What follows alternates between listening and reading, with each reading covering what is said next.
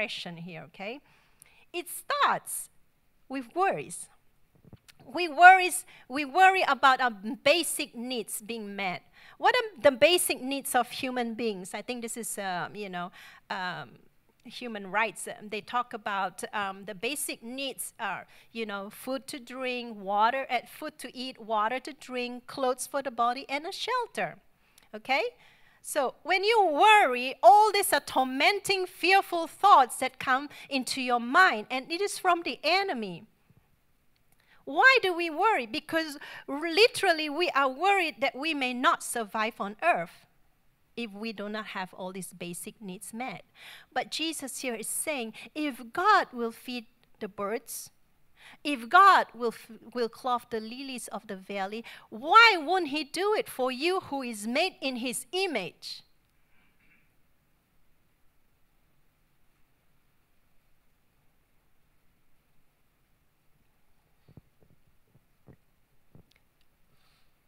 We are more precious to God than the lilies of the valleys. We are more precious to God than the birds of the field. Do you see yourself so precious to God? Do you think that God cannot take care of you?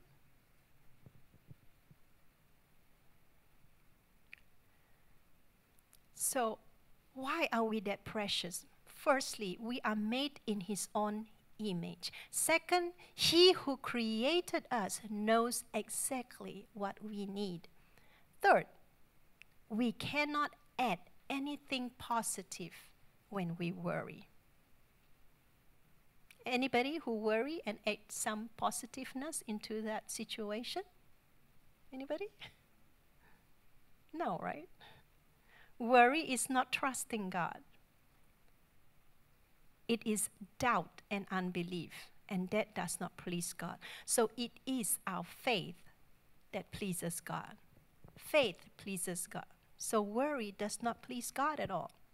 Who is your master? Is it fear and worries? In our affluent society, we have to come to grips with this. Consider the next level of progression, okay? Many of us cry to God, and He does meet our basic needs. But when our basic needs are met, our eyes that is still dirty begin to look. Not with clear spiritual vision and perspective, begin to look around. And then begin to see what the world can offer. Then covetousness, greed, and discontentment begin to set in. I want to take the case of the Israelites. The Israelites came out from Egypt. Egypt was the affluent society of that time. And the Israelites, when they were in the wilderness, kept looking back to Egypt. They were not looking at God. They kept looking back to Egypt, to the Pharaoh, their master, their previous master. Manna from God was not good enough for them. Having clothes and sandals that didn't wear out all through those years was not good enough for them. The protection, the provision in the wilderness was not good enough for them. Why? Because they were thinking about the affluent society in Egypt where the treasures were. They had forgotten that the taskmaster in Egypt was Pharaoh. When we begin to shift our devotion, our focus on the Lord, and begin to shift our eyes on the world, then we will eventually go back to the taskmaster, Pharaoh.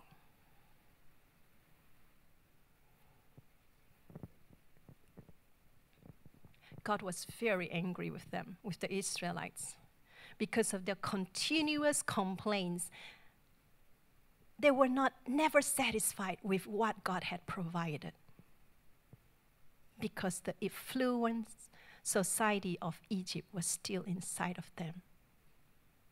And they kept complaining. And you know what? Most of them did not make it to the promised land. I fear when I think about that.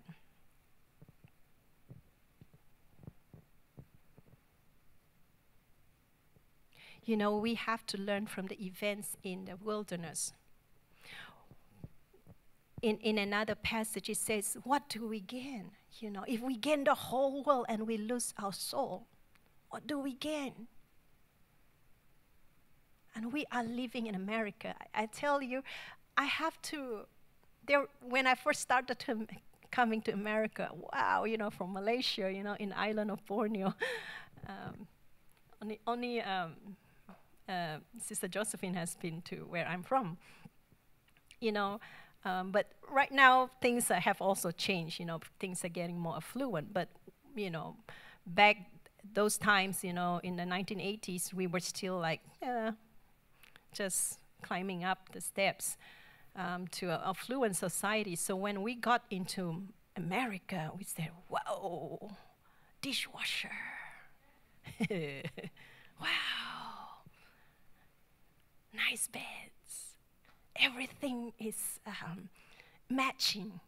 Wow, nice curtains. Wow, nice cars.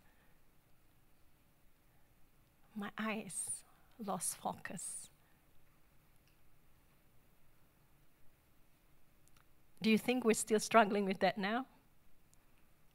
Man, when I watch all this, you know, extreme makeover, you know, houses and all that, I like watching all that, and I have to tell myself, no, focus.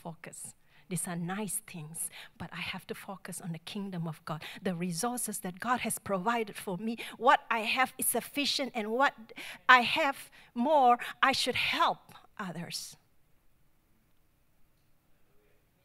But many times we get so discontented, like the Israelites in the wilderness. Already the basic needs are met, and yet covetousness and greed, discontentment, we want more.